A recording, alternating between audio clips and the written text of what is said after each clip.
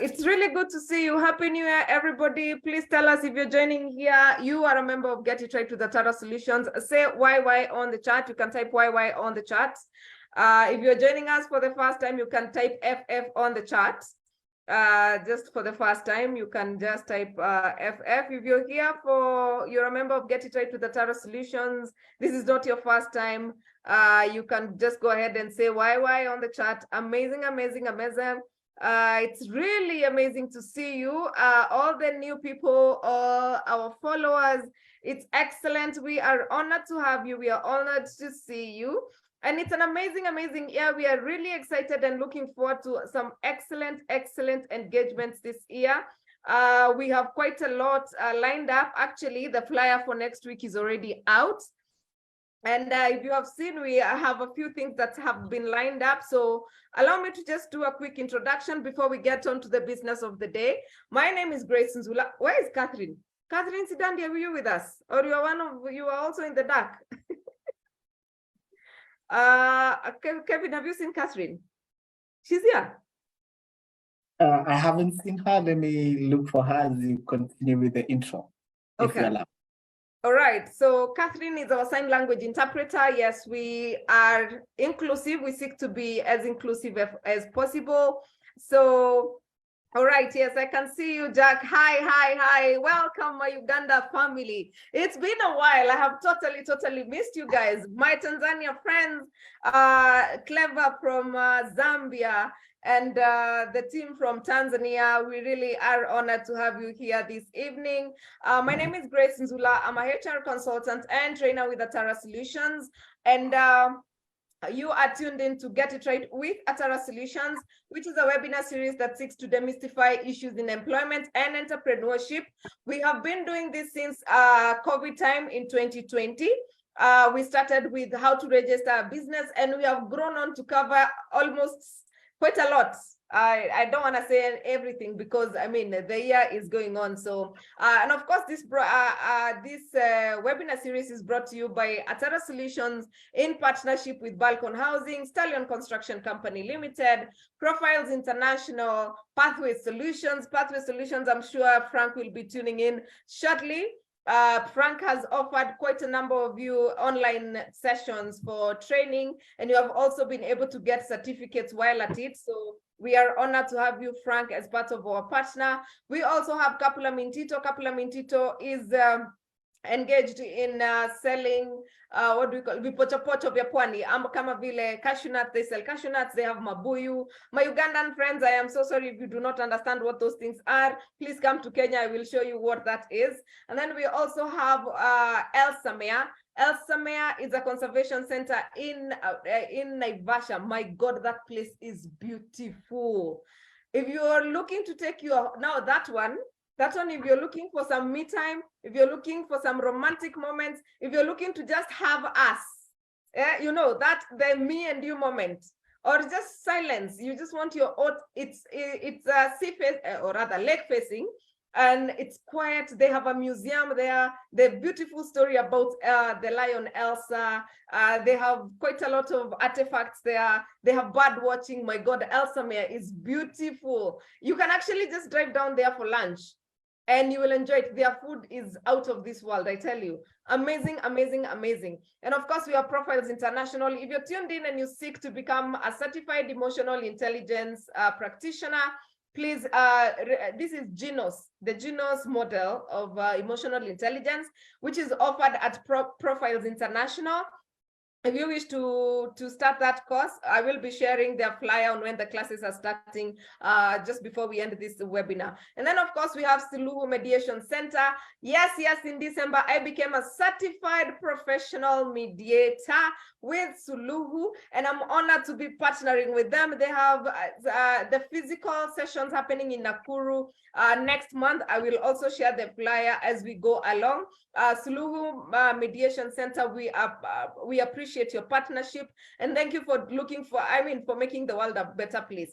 And of course, whom have I left behind? I don't think I've left anyone behind. Well, where I've crammed all our partners. Yay! And of course, this is brought to you by Atarah Solutions. Please, if you have trainings in your workplaces, let us know. We will be happy to partner with you and make your institutions well informed. Our mission is to make the world, to change the world through information. Kevin, please go ahead and introduce yourself. As you've had, Happy New Year to all our Get It Right with Atarah Solution partners, members, and for the very first, our first time as my name is Kevin Adipo. I work with Atarah Solution as a HR consultant, and I'm so excited to be here today. And I can't wait to hear from our today's panelists. Over to you, Grace. All right, thank you, Kevin. So we are honored to be hosting Mr. Patrick Wameyo. Patrick is not new on our screens. I think he was among the first speakers we hosted, I think in about 2020 or so, or actually 2020. No, 2021, I think. Wow, yeah. And he's an amazing person. And anyway, let me not sing about his praises. You will tell me after this webinar, because I know all of you will be calling him to partner with you.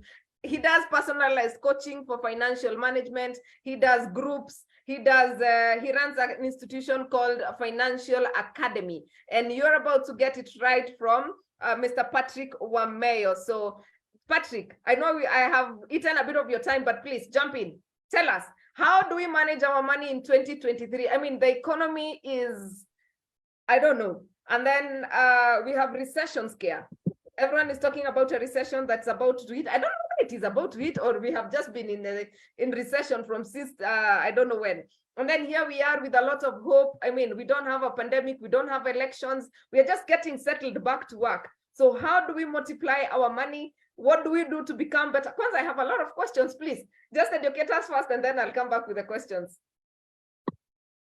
Okay. I'll share my slides. I've got a few slides I want to share, not all of them, just some of them. And please confirm if you can see my first slide. Yes, we can, Patrick. Good. Yes, we can. I think given the amount of time that is within our hands, focus would be great.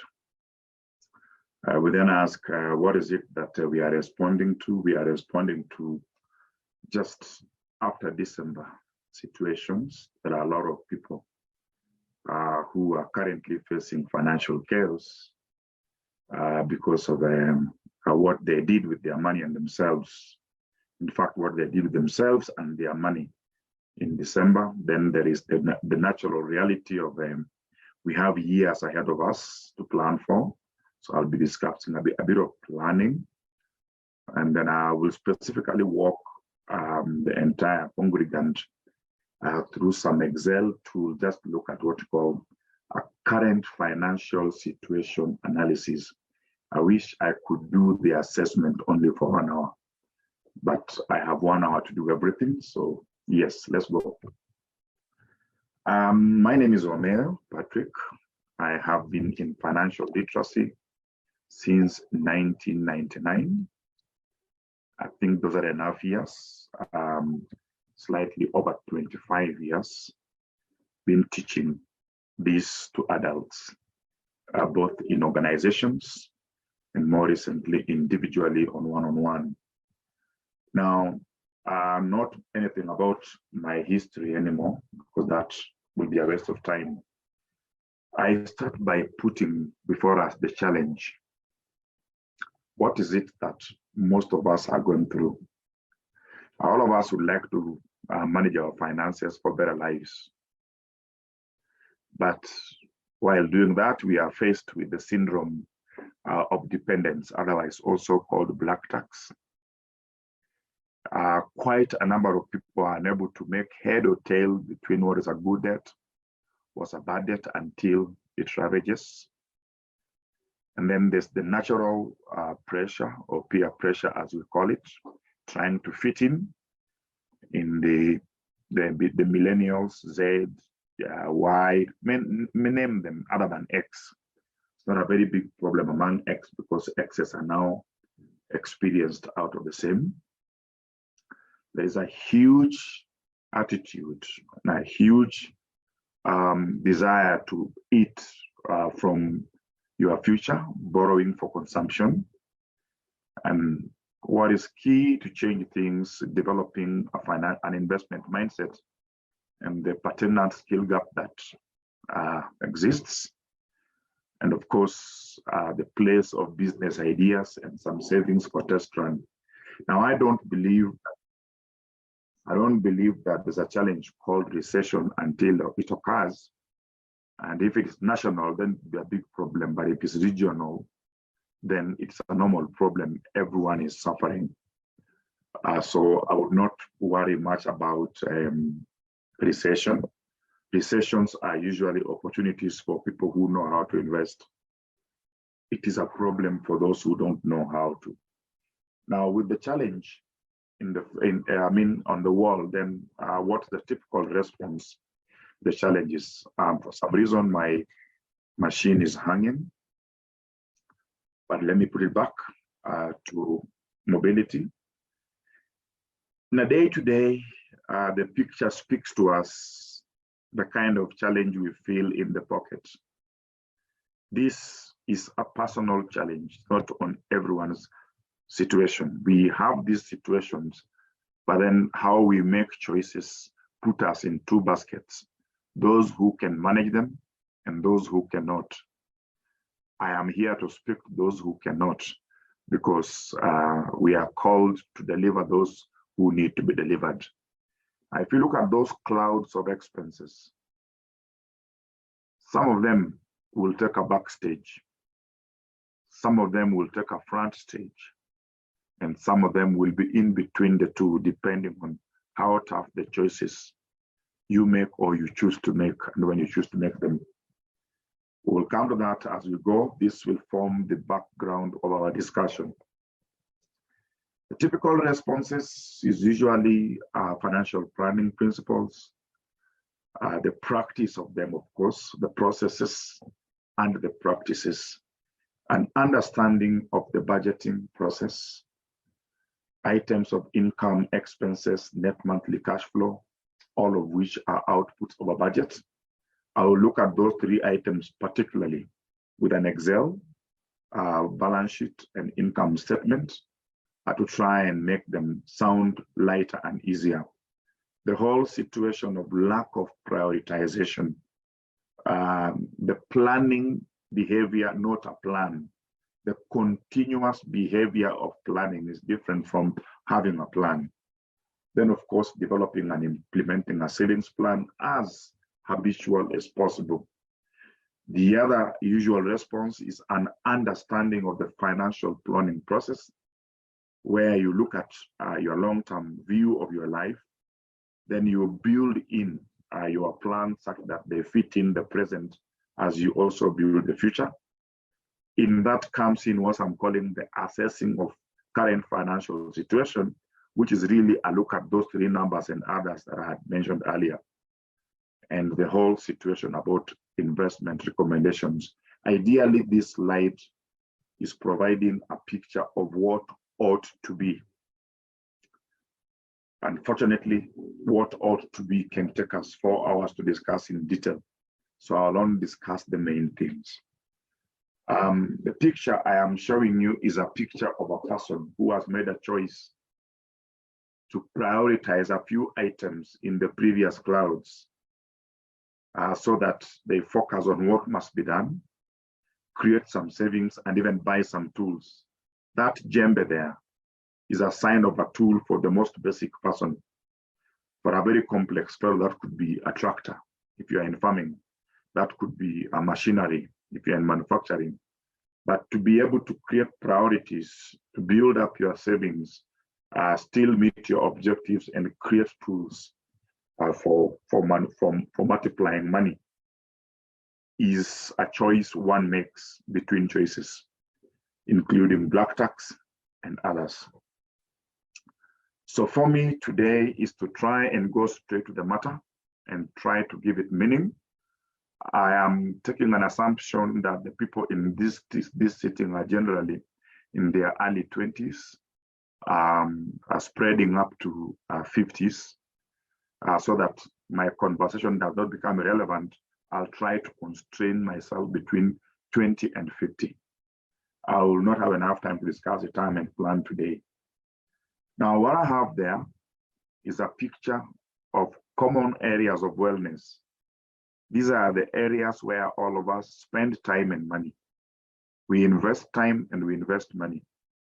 But we spread them in these 10 things. Of course, number 5 is money itself. Now, the question of where you put more money and more time is basically an age thing. So that you might find yourself doing more with item number 1 when you're younger, and less of it when you grow older. You might find yourself spending more time in romance or with romance. I heard about Alsmere or Alsmere Place. Those are places where we exercise item number 2. Family and friends take a lot of time and money. Health take a lot of time and money. Business or career take a lot of time and money. The enjoyment of the physical environment. Last Christmas, just about 3 weeks ago, people were everywhere except the deserts, trying to enjoy the environment. Even those who didn't plan borrowed to go. Then there is the cyclical or cyclical fun and recreation for the younger person, what you call kujipigia mwili pole, on like a Friday, on a weekend, after work, kind of say to the body, thank you. Contribution. That's why WhatsApp groups are everywhere. People are calling upon you to support them in one way or the other. And of course, spirituality. Now, all these items need money.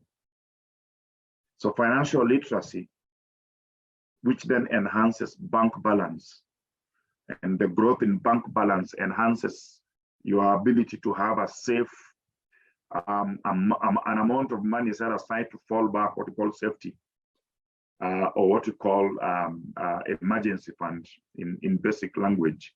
It ain't really an emergency fund. When you are financially literate, you are making better choices. And when you make better choices with your finances, you make more and save more. That enhances your bank balance.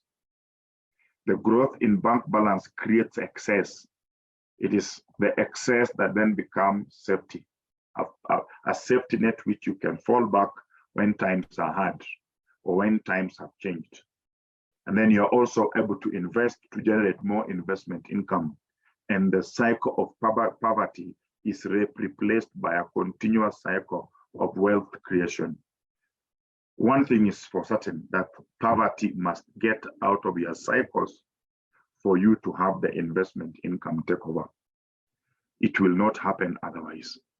So that financial literacy, which is defined as having the knowledge, skills, and confidence to make responsible financial choices, then comes first. And then as you deploy the aspects of financial literacy, the knowledge, skills, and confidence, your bank balance will change and the rest will flow along. Then you can respread your time and money on these 9 items. Enjoy these items to infinity. The present situation for most is where you pull gear 1 and you lose out on gear 2 completely, because you don't have neither the money, the time, or the planning to be able to spread your enjoyment across the 10 lines. So financial literacy is not just about knowing how to budget. It's also knowing how to make money, how to maintain it, and how to multiply it. So making comes first. And we cannot make enough money from employment. Let's not lie to ourselves. You need to understand how to make money from investment. You need to understand how to make money from either deploying money in terms of capital and risk, what you call business, and basically diversify your source of income to be able to do more. So from basics, we start by understanding why we don't make good choices.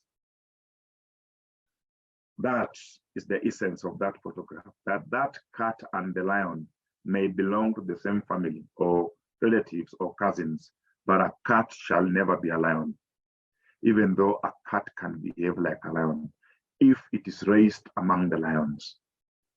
So that what I'm talking about is the place of socialization in our lives and the impact of socialization in our choices.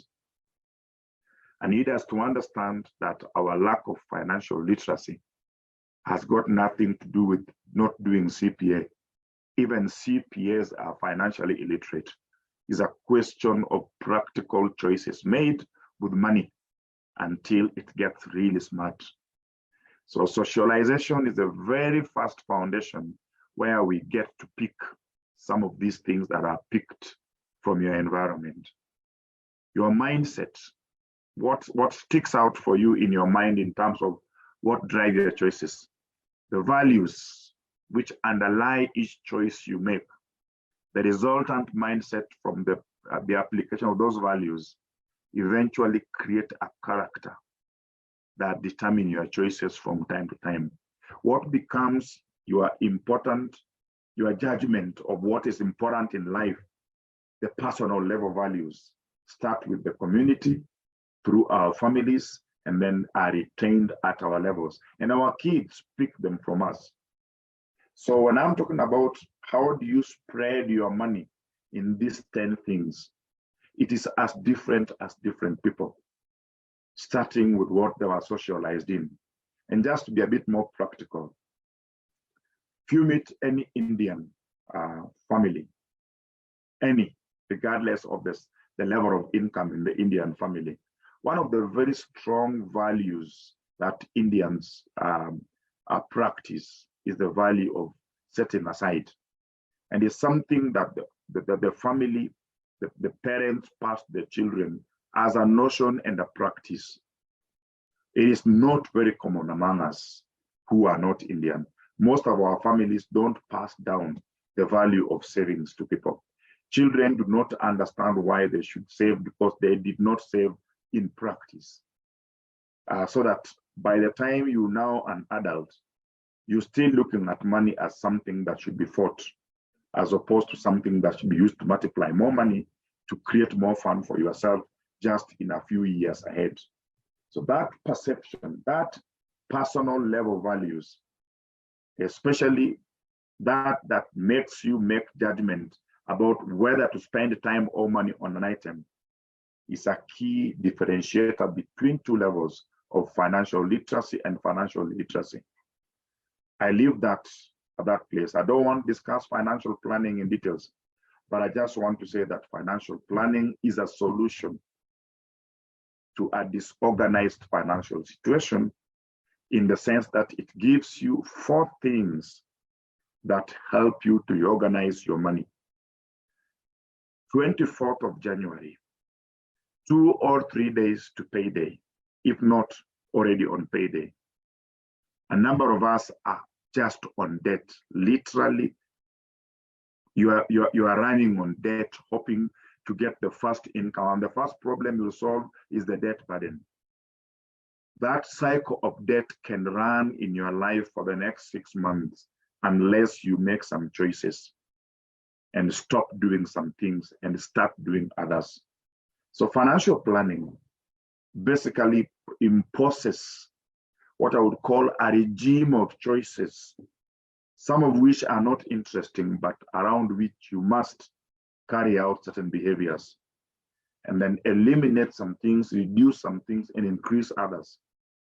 If you don't do that, it takes you off, regardless of the age of the person. If you don't undertake basic budgeting and you don't take medium-term to long-term planning, you will live a chaotic life for a very long time without knowing it. Just because you have more income, it will cover you until the income happens to go. Then you will realize you are really covering a situation with a large income, but when the income is not there, you are completely lost. Whenever I meet people who are in a financial chaos, usually they used to have a lot of income that kind of made them survive their mistakes without knowing that they were making lots of them. Then the mistakes became a way of life. And now when the income goes and the way of life does not go, that is when you realize that I was actually a mess from the word go. So financial planning, the aspects of financial planning, one is budgeting, and the element of planning, not just doing a plan, continuous planning. When you have a month, do you take your time to look at the things you want to achieve in the month and in the quarter? Do you take half an hour to just go through your numbers? That is what I call the planning behavior, not just ticking papers and saying, let's go by. It's a question of, do you really look at things at least once in a month? It helps you to streamline a few things. So that habit of planning is a key element between two people. Now, I'll not go through this in detail, but you always start with where you want to go. Step one, the vision. Where is it that I want to go? I am very clear, for example, and I became very clear at 43, how I want to see my age 56 look like, and how I want to see my age 60 look like. I became very clear about that at 43. That statement of vision, clarified and pinned. Then you take a good assessment of where you are today. What size of hole am I in now that I want to go to the opposite? Then you take a good look at your present opportunities and your present challenges. Very good look at that. And then you look at what actions and targets do I need to achieve weekly, monthly, half yearly, annually, to be able to begin to make the journey towards my vision. A vision is never achieved on a night. A vision is achieved by the daily actions taken in small steps. So financial planning is just the typical life that you live organized, but with a pen and paper and thinness on money. I'll not discuss today because financial plan is itself a subject of 2 hours discussions. I can't discuss it, can't pretend to be discussing it. But people who don't have a planning life, not just developing a plan, but a ritual of planning daily, weekly, monthly, looking at things from the view of, I want this to take me to that place. This is not, this is. Such people will appear to be doing well for as long as they have money. But the moment the money goes, then they'll be in real chaos. Any class that I share with you and I don't share this slide with you is a lie. Life is always a journey. Comes in around 11 stages of life, but more importantly is number 1 to number 7. Number 1, 2, 3 is when we are with our parents as our guides. Number 4, 5, 6, and 7, we are the drivers of our lives. Number 8, 9, 10, and 11 depend on what we did with ourselves. Particularly 9, 10, 11, 12 depends a lot on what we did with ourselves between 4, 5, and 6. So there is sense of planning, usually undertaken between 4 and 7 in detail, is key for reorganizing the quality of life in number 9, 10, and 11. Number 8 is like a place where you change gears. It is where you reconcile the past and the present. It is when your children have just left college, they are now beginning to release back money to you. What can you do that you did not do? Those things are important. Number 8 and a bit of 9 is a reconciliation phase. And if you don't do good in number 4, 5, and 6, and 7, and you don't do good in number 8 and 9, of course, you are 10, 11, 12, 13, 14, 15, whatever God takes you to is defined. It will be really chaotic. So that I will not discuss what goes on there, but when you look at the financial plan, the second step here, which I mentioned here, that current situation, number 2, involves one of the things I need us to go through today. A lot of us do not face our devils. We hope we had angels we don't have. So the current situation analysis is what I want to go through in detail. Because today, if someone is financially broke, it is because of their current situation. Current situation is in the mind and also in the pocket. What is in your mind affects what is in your pocket. Don't cheat yourself. You don't just make choices. Before you make a choice, there are values in your system that you respect. If you respect integrity, stealing is not part of your life. You can be broke, but you won't steal. So that integrity, the value for integrity, is underlying the choice you make between stealing and lack of it. So that it is important to understand that your current financial situation has got to do with things in your mind before it comes to how they affect things in your pocket. I think that's the fundamental message I'd like to pass on. And having said that, let me say that there's something called social structure analysis. I'm adding the word analysis just to make it sound academic. But the thing is, take toll of your children, their ages and their regular needs. Yesterday and today, kids are in school. 1 month ago, some people did not think that those kids will go to school today. They ate the school fees. So the first place they went to look for apology is schools to try and ask for time to pay school fees later. But you made choices in December that messed up your money, which you could have done without. So in your life, please take toll of the children, their ages, and their regular needs. If you have children in number 1, children in number 2, and children in number 3, those numbers on top there, their needs are different as their ages. The ones in number 3 need more space when they're at home. They even eat more food when they're at home. Their dressing has changed when they're at home. They are very different from the ones in number 2, and they are very different from the ones in number 1. From a planning point of view, if you have children in number 1, you should be planning for children, for the same children when they are in number 3.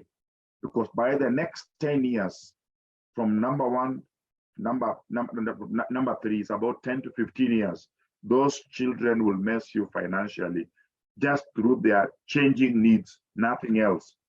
So that taking an account of children is a key item. School fees, once you have to pay it, will not disappear. For around 25 years, you need to plan for it. Parental dependence. If you have parents who you have to take care of, their ages and their regular needs, take care of that in your plan. Other dependents whom you have to take care of, the ones you must, not the ones you may. And this is how you deal with this thing called black tax. You deal with black tax by choosing between who must get my money and who may get my money. And anybody in the may language can be disappointed without hurting anyone. But anybody in the must language cannot be disappointed without hurting someone.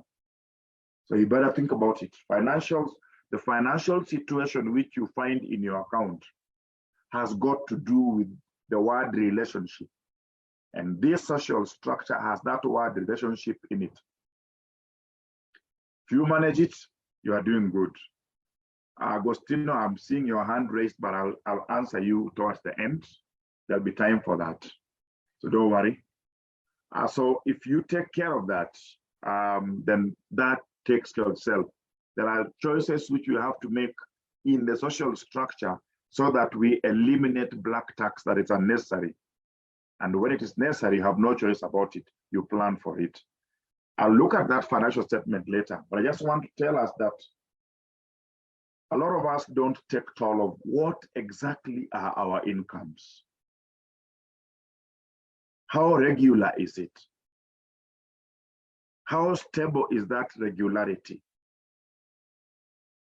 What are our expenses? Which ones run through and through? Which ones can we take care of? Can we eliminate, reduce, or cut, or do something about? Do we have personal use assets? Do we have investment assets? Which one is prominent in our financial statements? Most of us, when we are younger, tend to buy the personal use assets and ignore the investment assets. Yet it is the investment assets that will give you freedom later. What are your present levels of liabilities and what is driving your liabilities? Are you borrowing for consumption more and more, or are you borrowing for development? What are the implications of any movements between the personal use assets and the investment assets? This is what I want to do. It's called a financial statement or personal financial situation assessment. In a month this bad in terms of finances in the pocket, but in a month this good in terms of planning for the future, I think taking a lot of time here would be useful to all of us. So I'm going to get out of these slides and get back to a situation where I am looking at an Excel for another 10 minutes. When I'm done with that, I will have helped many. And that, I think, is what would add value to everyone who is in this meeting. I have an Excel. Please confirm that you can see it. Please ignore the dollar signs. Yes, you Look can at see the dollar signs the way you'd see Kenya shillings. This tool is closed or is locked. You cannot change anything except the numbers. Now, if you plan a loan where you see Patrick and Beatrice, you will write your name. I'll give you this tool at the end of the class. As long as you've left your email address somewhere, you'll get it. Where you see that date is important. It is the date you interact with this tool for the first time. So keep that date. I want to answer the questions, some of which are being asked when I'm looking at this Excel. Now, if you are writing notes, check the following notes. There are 3 sources of income. The first source is what we call earned income. And earned income is the money you work for, like a salary or a wage. The other source is what we call passive income. And passive income is money from investments, especially in real estate and business, that come without you having to do a thing. And the third source is what we call portfolio income, and those are investments in financial assets. Any one of us should have at least 2 sources of income, be they earned and passive, or earned and portfolio, or portfolio and passive. You need to have at least 2 sources of income. The size, regardless. Yes? 1 minute. For the people who are typing their email addresses on the chat, if you registered for this webinar, we have your email, so you don't need to put it, because we are going to lose the questions that were asked earlier, and we would need to answer them as soon as the webinar is done. So there's no point of putting your emails on the chat, kindly.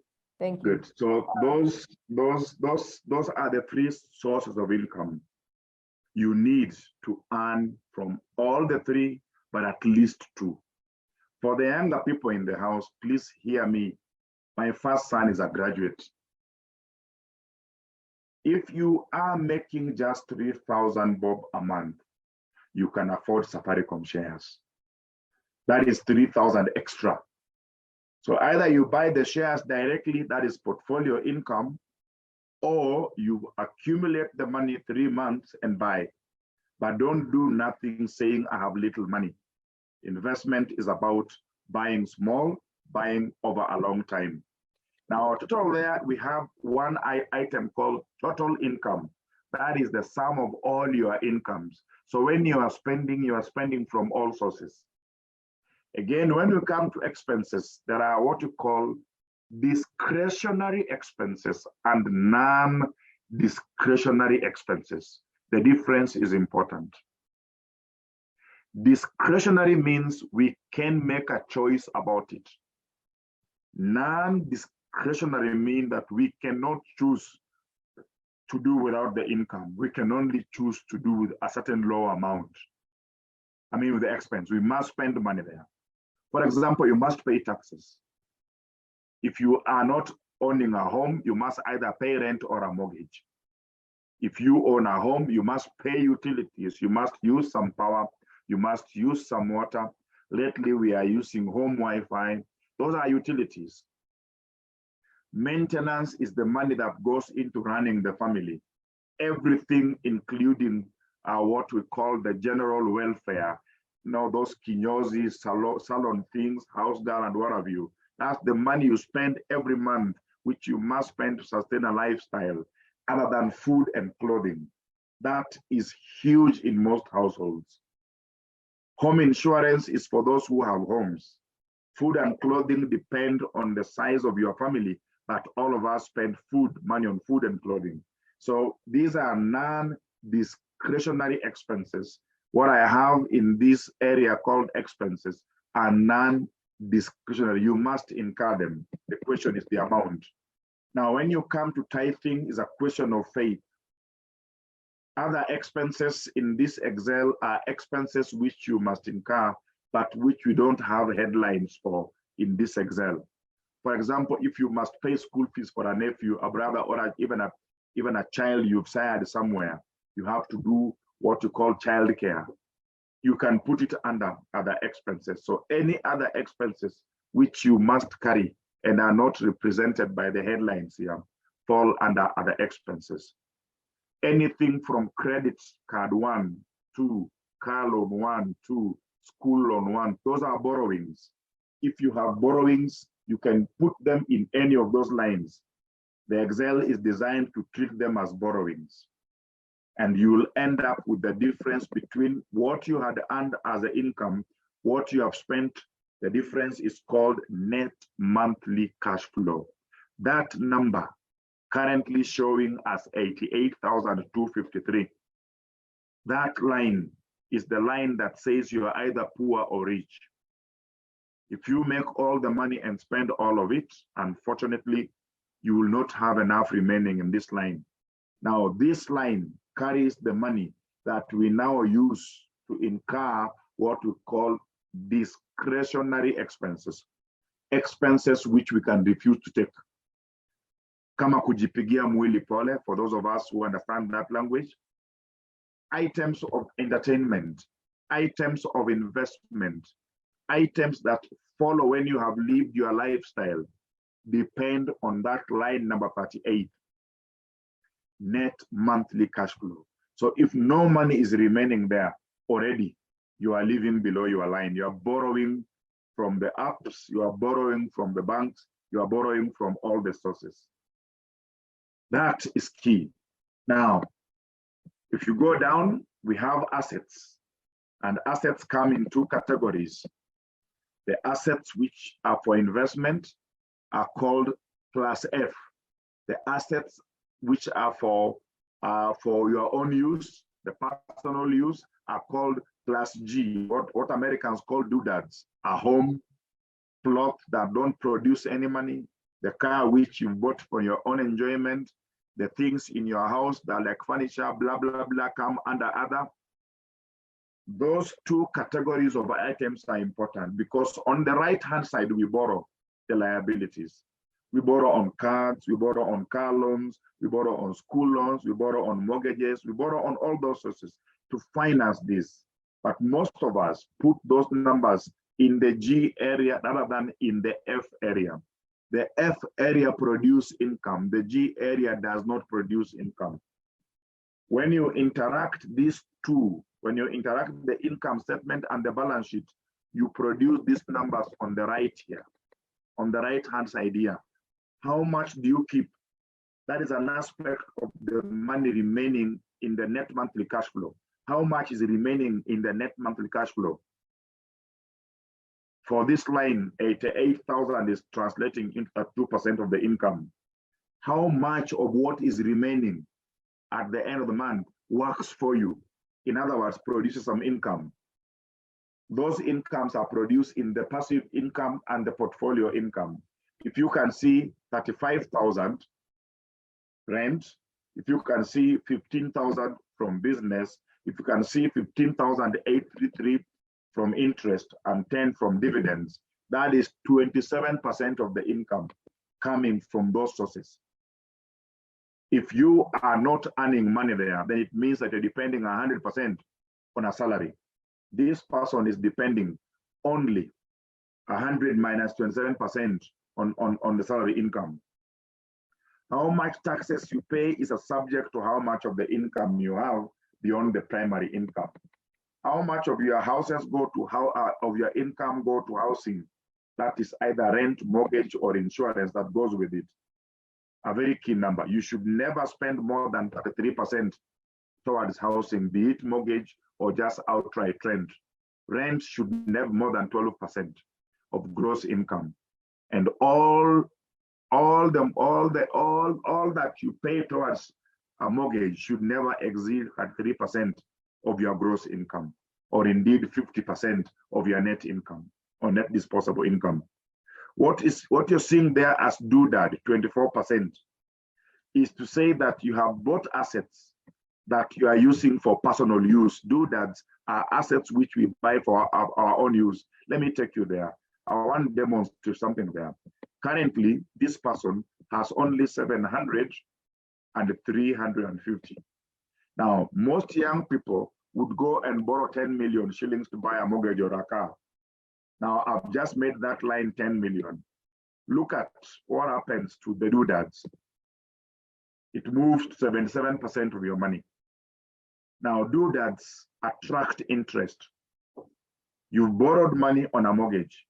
You are paying interest on the mortgage. You are the one living on the mortgage, and is a fairly huge relative to your income. You have invited poverty. You can still own a home, but own it as an investment asset. So instead of having, 10 million here, I put 10 million in the wrong place. Should have put 10 million there. You will still have the same effect. There, you will still have the same effect. See that the number is still the same, 77. You can still own the same home, 10 million, but you don't own it there as a home for your own use. You own it as real estate. Real estate is an investment in property for rental income. And when you have rental income, then you have income up there. You don't see this thing called doodad. It is not a doodad. It is an income earning property. And an income earning property of 10 million may as well pay you 65,000 and above here.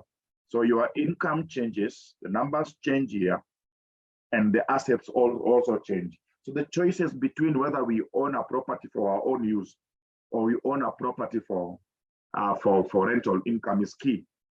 A young person buying 3 small houses on mortgage, all of them rented, while they live on a small rent somewhere, is very different from a similar person owning one property of 10 million and living in it.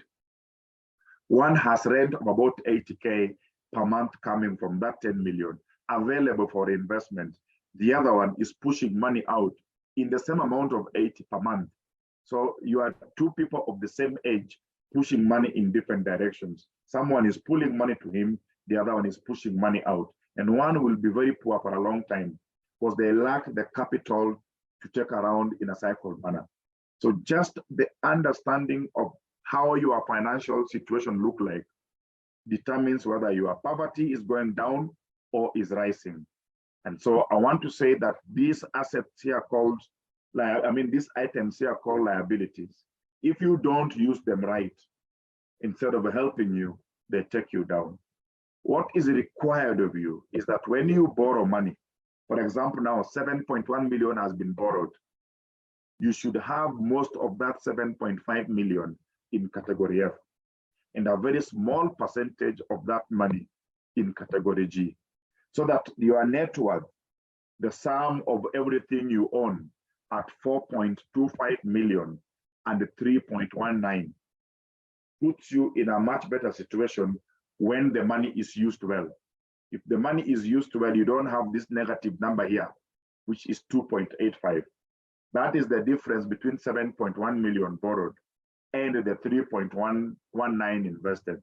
But if you invested most of that money, if, for example, you put in here in the property area, you put in, if you put in here, I just put any amount of money on this side.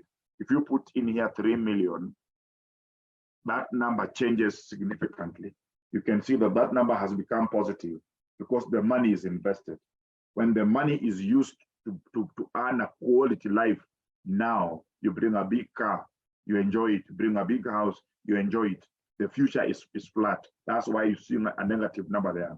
You have a negative number because you are not investing the money properly.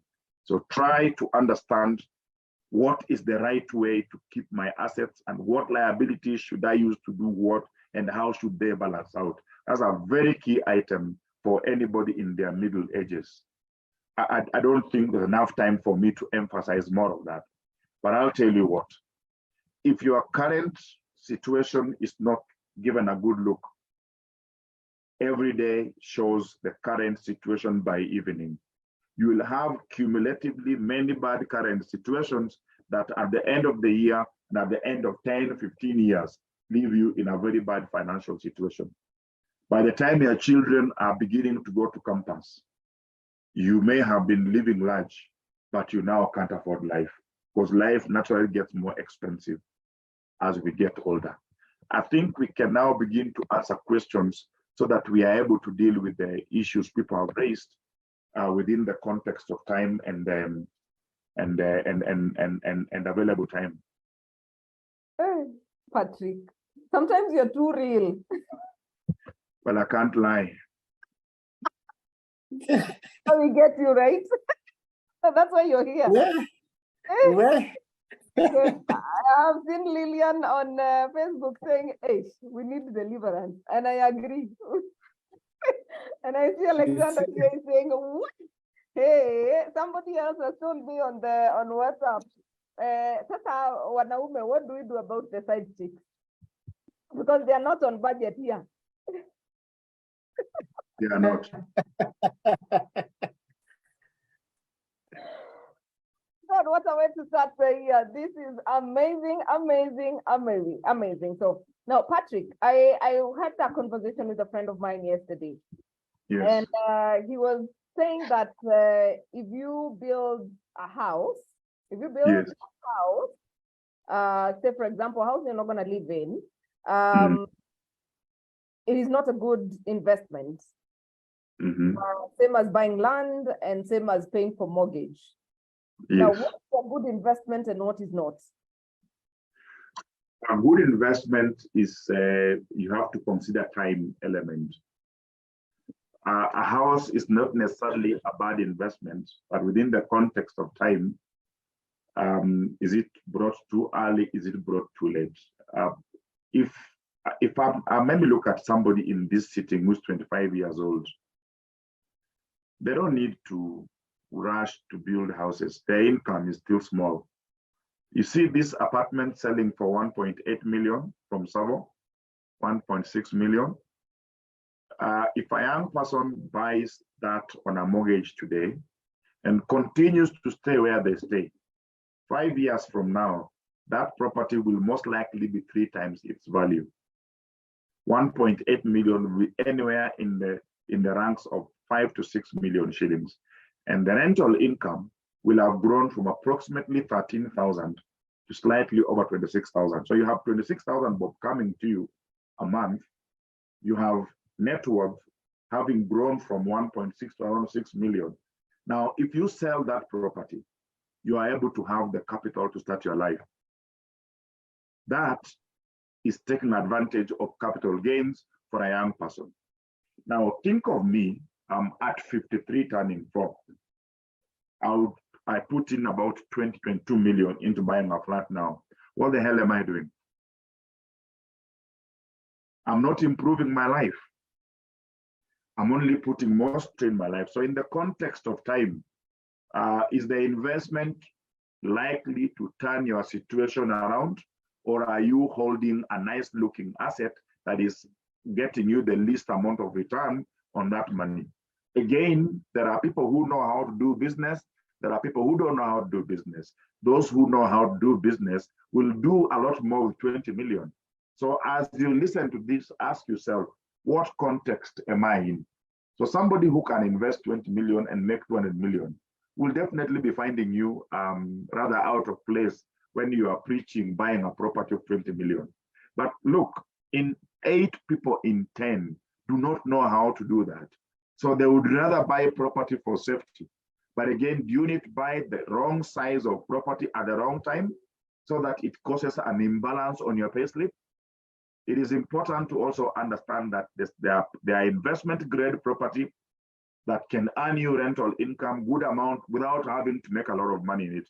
And you don't have to own property. Now that we can rent somebody's property and earn Airbnb rent. So it is not always about that huge capital outlay. You cannot buy a property now, but buy it at the right time when your net worth has increased. So it's a question of where are you in your financial life, as opposed to being totally wrong all the time. That's not the answer. The answer is not that it is wrong all the time and on everyone. It is wrong sometimes. It is wrong on some people, given their situations, their financial situations. Okay, and then is it advisable for the young, say for example, that 5 years and above, whose kids are about to go to high school and just before university? When exactly do you get a house? Like when do you need a house, and do you necessarily need a house? You know, sometimes we say a house is safety. I will not look at it as safety. I look at it from an income perspective. Right. Now, when I was growing up in Korea, those were early 90s, we only had Komarok as the asset being sold, 1.25 million. Was the lowest costing house in Komarok. Then there's Midland in South Sea. Now, today, when you talk about property, you talk about plenty of opportunities. It is not like our times. So today, when a young person can afford just a flat, a small flat, 1 bedroom, 2 bedroom, I'd rather buy that when they are young, because young people ought to invest on capital gains. Capital gains can grow as high as 1,000%. It is because this country is going through a situation that makes property good. We did not have enough property for a long time. So we are catching up, and we still don't have enough. So when you get a small flat that can earn you good rent and grow in value 4 times, that pushes your wealth faster than you'd have gotten unless you are out of a job and learning business. A guy who leaves school and goes straight to Juakali will learn how to make money faster than a guy who has left college for a job. These are 2 different people. So please try to understand who is talking to me. Is it a person who has taught himself how to make money, more money quicker, faster? When you hear that people who are less educated in this country have more property than those who are educated, it ain't a joke. It is because some people went straight to the money-making machine. So when you are learning how to read books, they are learning how to make money. 15 years down the lane, they have more muscles, financial muscles. They can do different things. So it is not wrong to own property. It is which property and when. And for young people, I'll tell you this. When you see a property anywhere that is below 3 million and you can afford it, when you're still young, put some money in it. You will not regret the capital gain today. And I can assuredly tell you that 10 years will pass before that cycle changes. 15 years, Kenya will not have built enough houses, even with this affordable housing being sung everywhere. Projects take no less than 18 to 38 months to mature. So whatever you are hearing noises being made here, you will not see those houses ready in less than 2 years. Okay, interesting. Today we are in class, I must confirm. And I believe, Frederick, your question was answered. He was the one asking about how to know you're living within your means. I think that is what the Excel was for. And then there's somebody who said, how much should you have in an emergency fund? An emergency fund depends on your cost of living. You as an individual, the general, and I say general standard is you should have not less than 6 months expenses. But let truth be told, how long will you be jobless in Nairobi? Is it 6 months? It can be as long as possible. So you better try to cover yourself for a much longer period. And since you can't build this money at once, The key thing is to have the habit of setting aside some small money every month. You can use a bonus to start it, but then let there be something going there every month. Wow. Now, allow me to recognize the presence of my good friend, Herbert Zake from Kampala. I think I've seen Agatha Zake as well. Thank you very much, guys, for joining us. We appreciate you. And Viola Agaba, I hope your hand is up to ask a question. Get ready to ask your question. You can unmute you. That went fast. And Lisa is asking, please expound more on personal use assets with examples. Personal use assets are assets which you buy for your own use, starting from a house which you are the one using, a car you are the one using. You've noticed when you walk around, when you drive around, you see cars pulling boats to Lake Naivasha. For those of us in Uganda, into Lake Victoria, as the network increases, people begin to buy certain assets that are only good for them. Those are personal use assets. If you buy for yourself a plane, you're the one using it. It's a personal use asset. Now, a lot of people don't have investment assets producing enough income to sustain those personal use assets.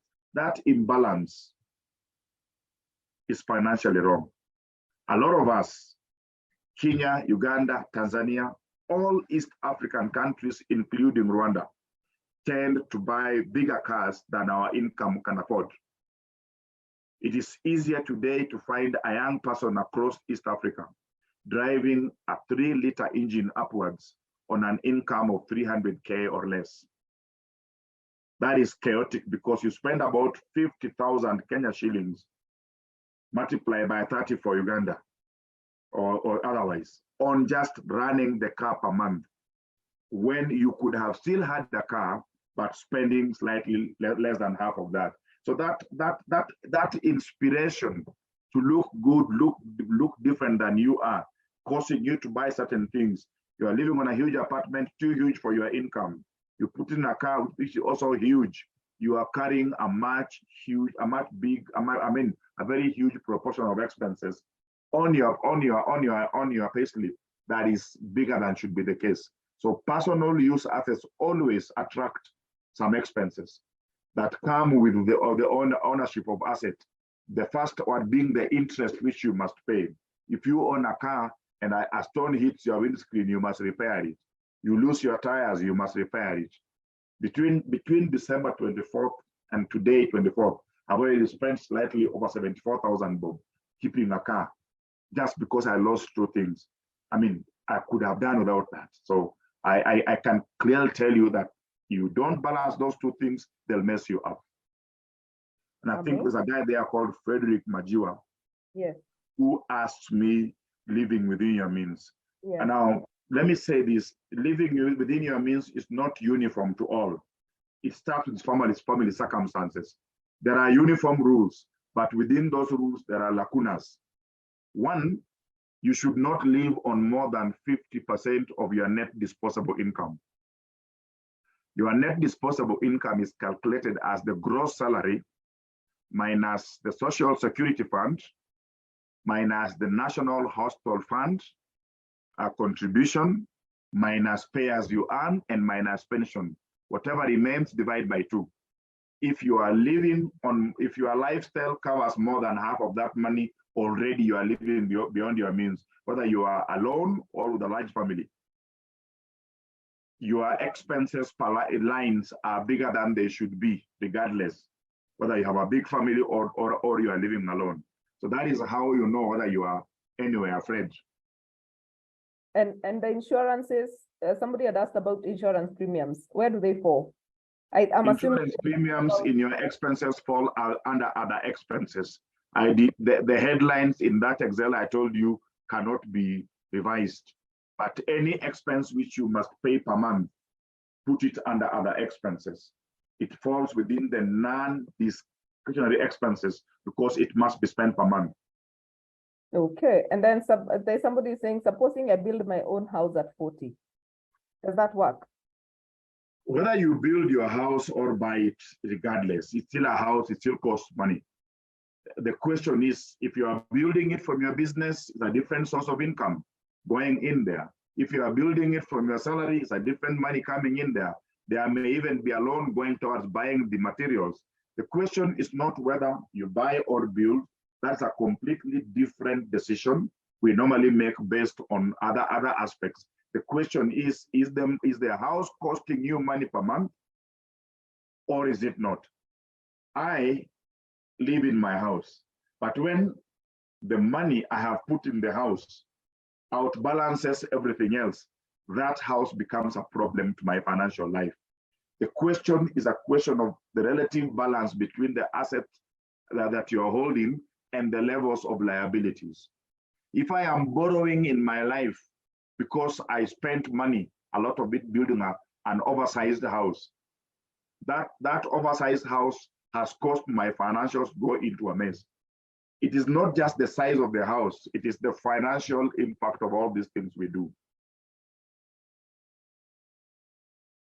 I'm laughing. There's somebody saying most of us are living within our borrowing capacity.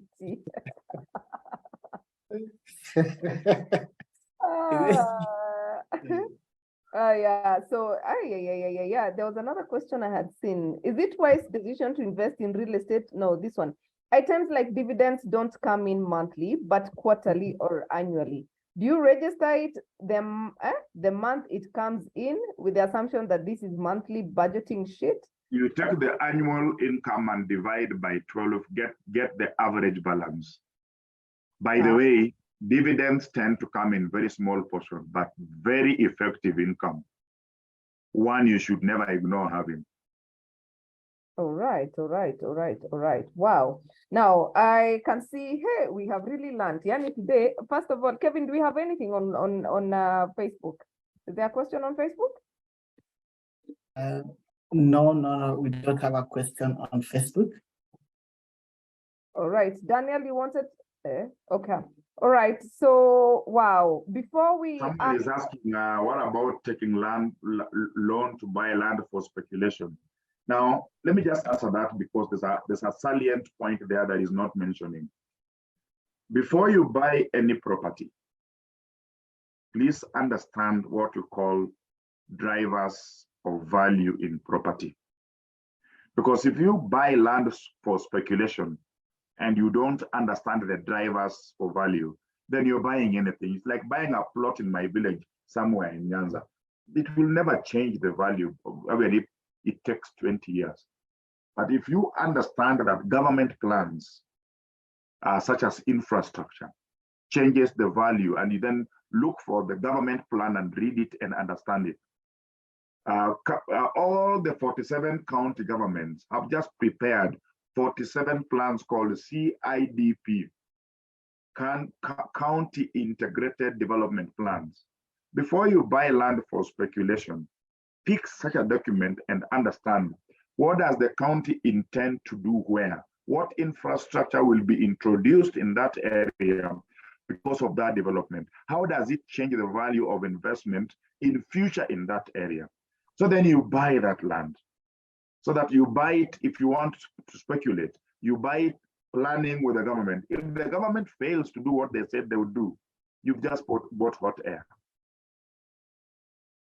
Yeah. Wow, uko na maukweli mingi yani, Patrick. This is the part where I tell you, please make sure you have a session. I want one session with Patrick. I tell you all those questions, they're going to make sense to you. Your life will never be the same again. I promise you that. Now, before we ask Patrice to give us his final word and we read the last questions, please allow us to welcome you to our session we have planned on discipline management in the workplace for all HR professionals. This is happening on Thursday, 9th of February from 9 a.m. to 12 noon. We get a lot of questions on how to deal with different issues in the workplace. So we will have a conversation for about 2 hours, and then the rest of the time we're just going to use it to answer your questions. And of course, we have the guest speaker, who is Rob Lingoje. He is the head of employee relations and wellness in HR at KCB Group. He's actually a lawyer and HR and has been in ER for a very long time. He wrote a very interesting piece on LinkedIn the other day, which was quite impressive, disagreeing with a court ruling, which is quite impressive. I mean, surely most of us just read the court rulings and accept them. These guys go ahead and disagree with the writing. So this is the guy we are going to host on the 9th of February. It is going at Kenya shillings 2,800 only. And I'm sure Irene has posted the link to this training. Please book your slots now. 2,800 shillings on buy good till number 9174897. And of course, for HR professionals, you get an opportunity to get 1 CPD point. And for business owners, you get to understand what your HRs are doing over and over and over again. So please don't be left out on this for this session. That is brought to you by Atarah Solutions, of course. And then we also have from our partners, Suluhu Mediation Center. If you want to become a certified professional mediator, this is taking place in Nakuru. This is a physical session on 13th or to 17th of February from 8 a.m. to 5 p.m. in Nakuru at the cost of 40,000 shillings. This one you can attest. I attended their session. They are my trainers. I am currently a certified professional mediator. These guys are awesome. Please get in touch. You can reach me out. They have a number there, 0715-740011. Or you can get in touch with me and I'll link you up because we must make this world a better place. Patrick will tell us whether personal development investment is also a good investment because we are discussing money. And of course, we have the GENOS International Emotional Intelligence Practitioner. This is amazing, by the way. The people who've gone through this program have a difference. And you see how they carry themselves. I normally admire them. And this is brought to you by Profiles International, International Emotional Intelligence Practitioner. You get certified, and this is happening from the 15th of March. So please get in touch with me. Take advantage of these things, by the way. And of course, we always get offers if you're from Atarah Solutions. Now, back to you, Patrick. Hey. Before you forget, you had mentioned to Viola that she'll be having an opportunity to ask Patrick a question. No, Viola put her hand down. Now I see Masichumo who has put her hand up. Masi, you can talk. Masi, you can unmute yourself. Or your hand is up by... My apologies. I think, my apologies. Okay. I think my hand was just misbehaving, sorry. No, I believe it's the money speaking to you. No.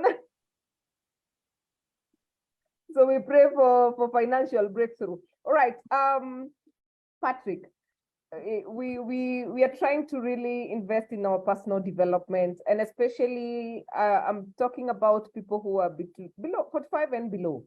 And not to sound discriminatory, I know you have classes on ages, but what are some of the risks that we are allowed to take after 45 years?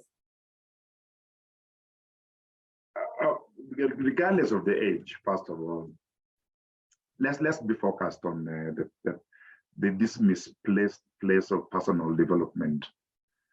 One misplaced in the sense that the understanding of personal development should be done better. There is developing competencies, and then there's just this thing of going to school. I say so with a lot of respect because I teach these people in a master's class, and I sympathize with many of them because when you are in a class of that nature and you leave it when you cannot do, the word is you cannot do better than you are before you came in, then that is not investment. I have a rich history of having been developed in a system that builds strong competencies in your life. That before you turn 30, you could become a general manager in a bank and no one looks at you, some discrimination because you didn't fit it. That's not the thing. The point is people should focus on understanding what would benefit them most in personal development. Is it a 1-month course that can change how you do things permanently, or is it the PhD? So that is it. If the PhD will make things better for you, invest in it. But if it's a question of just getting how to do, say, analytics, and analytics changes how you do things in a great way, then invest in it. Otherwise, we take on a lot of courses. You find someone with CRP, CP, MPP, MPP, but he can do nothing with the same things. That is not, I have worked with a lot of people from when I was 29 years old, as a manager as early as 29 years old to this date. And I have met a number of paper tigers who cannot deliver. And I've also met a number of people with diploma or degree, but who can deliver. Competency. For me, if someone invests in competencies, regardless, depending on their area, the chances of calling that an investment is higher than what, things that just make your name long.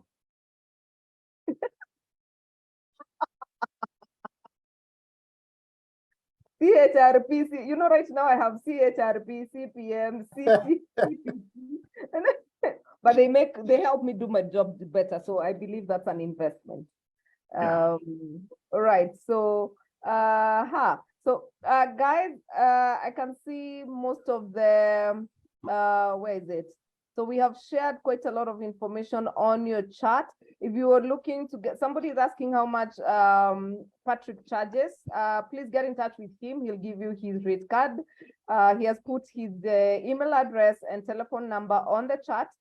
You can pick that up. And in case you're not able to, you can also get in touch with me and I will give you his direct contact. Now, before Patrick gives us his parting shot, Kevin, you want to give a shout out to our partners? All right.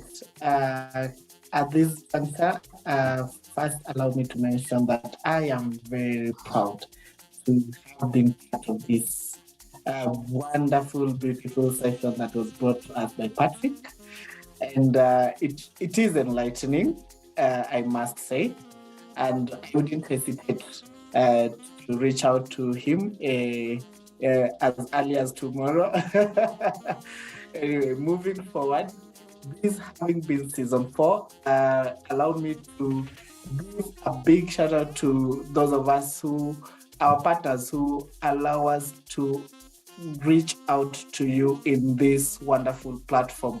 That is Balcon Housing, we have Stallion Company, we have Pathway Solutions Services, who've always made sure that we have training sessions in each and every session. Back in season 3, I believe that will be here. They'll start giving us other sessions for this season 4. We have Institute of Pension Management. We have the Panessa Training Institute.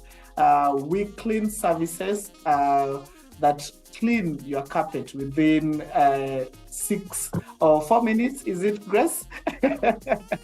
And then we have Suluhu Mediation Center, and they have a virtual training. I believe, Grace, that we forgot to mention about. That should be happening. It had started on 23rd. That is on Monday, yesterday, and it's running for a week. So if you are interested in a virtual training, they also offer virtual trainings. We have professional, international, and then Kapula Mintito. Last but not least, we have El Samea. Back to you, Grace. Thank you very much, Kevin. And now I think we can revert back to Patrick. Patrick, give us your parting shot. It's the beginning of the year. I think it's key the beginning of the year to basically be very honest with yourself. When you're self-aware, it does inspire you to change. And when the year doesn't end particularly well, and the next 5 years don't look any better, then what you start doing now in smaller steps can go find why to really change how you do things. The essence of making planning a habit, as opposed to just developing a plan for the sake of it. Something which you go through and check at the checkpoints. We don't do plans so that we succeed, but we do plans to know where we were, but as where we are.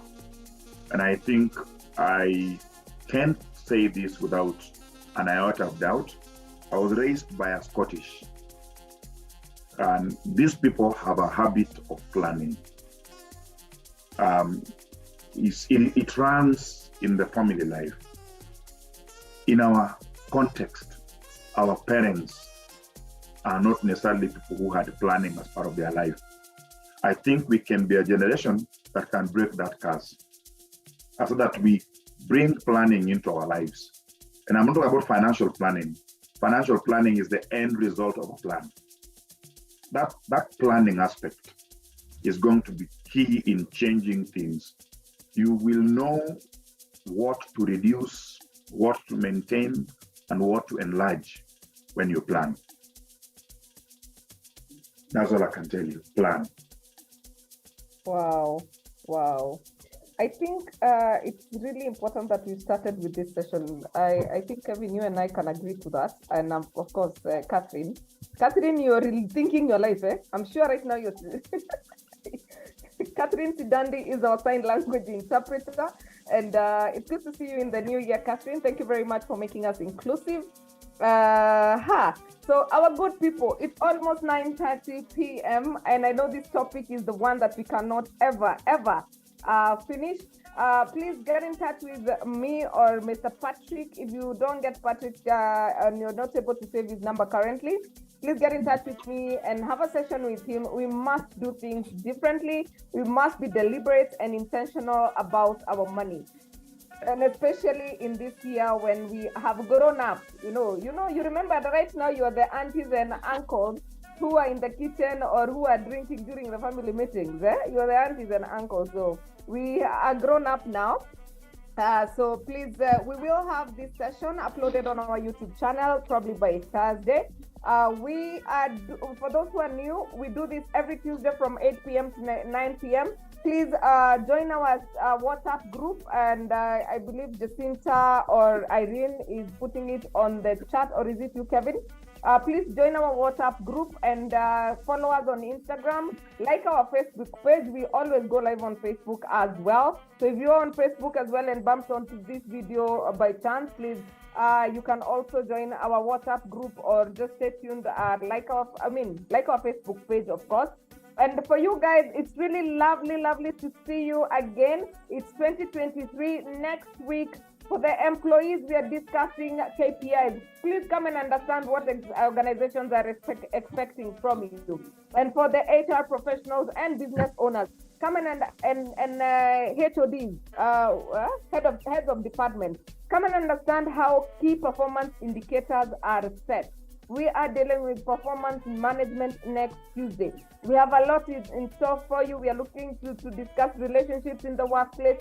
We are looking to discuss managing a political environment. We are looking to discuss more money matters. I mean, we have a lot in store. We are just kicking off a season 4, so we are looking forward to an insightful, wonderful season of learning and engaging, and of course, making the world a better place. My name is Grace Nzula. I have been your host, Kevin. I believe you have exhausted everything that I would have wished to say. I would have just reiterate that this is going to be the pace. Expect nothing less from Get It Right with Atarah Solutions this season 4. As Patrick have mentioned that, you know what, if you fail to plan, you are definitely planning to fail. And as Get It Right, we are not planning to fail either. So we are looking forward to be engaging you every Tuesday, same time. Back to you, Grace. Paul on Facebook is saying that was refreshing. Kirudio hiki. And that means we need to do a repeat of this. So we will try and do that. We are the uncles in the city. Yes, we are the uncles in the city, and we will try and do this as often as possible, and especially on money matters. So the people on Facebook are also requesting that we share the same details in terms of joining our WhatsApp group and following our Instagram and YouTube channel. If you've missed any of these, please subscribe to our YouTube channel where we upload all our recordings. And I wish you a money-making better plans of 2023. Of course, Patrick, it's an honor to have you again on Get It Right with Atarah Solutions. Thank you for enlightening us as always, and I hope this brings you good tidings. By the way, that we appreciate. We bring these speakers who don't even ask for payment. So when you guys reach out to them, we are happy because it then makes sense to them as well. So please do not do the same. I mean, we call it what? Insanity is doing the same things the same way and expecting different results. So this year, when it comes to your money, please get in touch with Patrick. He will guide you as one-to-one. He'll come to your organizations and deliver financial management talks.